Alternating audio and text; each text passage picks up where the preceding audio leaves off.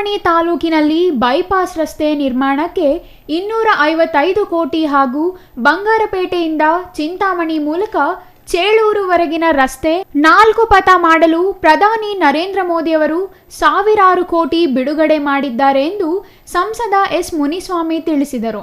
ಚಿಂತಾಮಣಿ ತಾಲೂಕಿನ ಕೆಂಚಾರ್ಲಹಳ್ಳಿ ಗ್ರಾಮ ಪಂಚಾಯಿತಿ ಆವರಣದಲ್ಲಿ ಹಮ್ಮಿಕೊಂಡಿದ್ದ ಕೇಂದ್ರ ಸರ್ಕಾರದ ವಿಕಸಿತ ಭಾರತ ಸಂಕಲ್ಪ ಯಾತ್ರೆಗೆ ಸಂಸದ ಎಸ್ ಮುನಿಸ್ವಾಮಿ ಚಾಲನೆ ನೀಡಿ ಮಾತನಾಡಿ, ಮೋದಿಯವರು ವಿಶ್ವಕರ್ಮ ಯೋಜನೆಯಡಿ ಸ್ವಯಂ ಉದ್ಯೋಗ ಕೈಗೊಳ್ಳುವವರೆಗೆ 1 ಲಕ್ಷದವರೆಗೆ ಸಾಲ ಸೌಲಭ್ಯ ಕಲ್ಪಿಸುತ್ತಿದ್ದಾರೆ ಎಂದರು.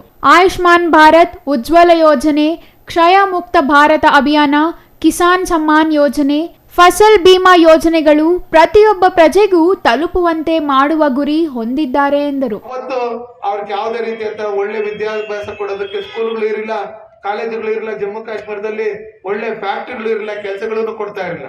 ಆದ್ರೆ ಸನ್ಮಾನ್ಯ ನರೇಂದ್ರ ಮೋದಿ ಅವರು ಪ್ರಧಾನಮಂತ್ರಿ ಆಗಿದ್ದಾದ್ಮೇಲೆ ಆರ್ಟಿಕಲ್ 370 ಅಂತ ಏನಿತ್ತು ಅದನ್ನ ತೆಗೆದಾಕಿ ಒಂದು ದೇಶದಲ್ಲಿ ಒಂದು ಸಂವಿಧಾನ, ಒಂದು ಕಾನೂನು, ಒಂದು ಬಾವುಟ ಅಂತ ಹೇಳ್ಬಿಟ್ಟು ಹೇಳಿದ್ ಮಾಡಿ ಇವತ್ತು ಜಮ್ಮು ಕಾಶ್ಮೀರನ ನಮ್ಮ ಭಾರತ ದೇಶದ ಸ್ವರ್ಗ ಅಂತ ಹೇಳಿ ಪ್ರವಾಸೋದ್ಯಮ ಇಲಾಖೆಯಲ್ಲಿ ಅದನ್ನ ಮಾಡಿ ಇವತ್ತು ಸ್ಕೂಲ್ಗಳು, ಫ್ಯಾಕ್ಟರಿಗಳೆಲ್ಲ ಕಟ್ಟಂಗ್ ಮಾಡಿ ಯಾರ್ಯಾರು ಕೆಲಸ ಇಲ್ದಿರೋ ಪಾಕಿಸ್ತಾನ ಹತ್ರ ಕಾಸುಗಳು ಇಸ್ಕೊಂಡು ಕಲ್ಲುಗಳು ಹೊಡಿತಾ ಇದ್ರು ಅವ್ರ ಕೈ ಕೆಲಸ ಕೊಟ್ಟು ಇವತ್ತು ಪಾಕಿಸ್ತಾನ ನಮ್ಮ ತಂಟೆಗೆ ಬರ್ಬೇಕಾದ್ರೆ 100 ಸಲ ಯೋಚನೆ ಮಾಡ್ಬೇಕು. ಹಂಗ ಮಾಡಿರ್ತಕ್ಕಂಥವ್ರು ಸನ್ಮಾನ್ಯ ನರೇಂದ್ರ ಮೋದಿ ಅವರು. ಸಂಸದರು ಅರ್ಹ ಫಲಾನುಭವಿಗಳಿಗೆ Ayushman Bharat card, gas cylinder, stove ವಿತರಣೆ ಮಾಡಿದರು.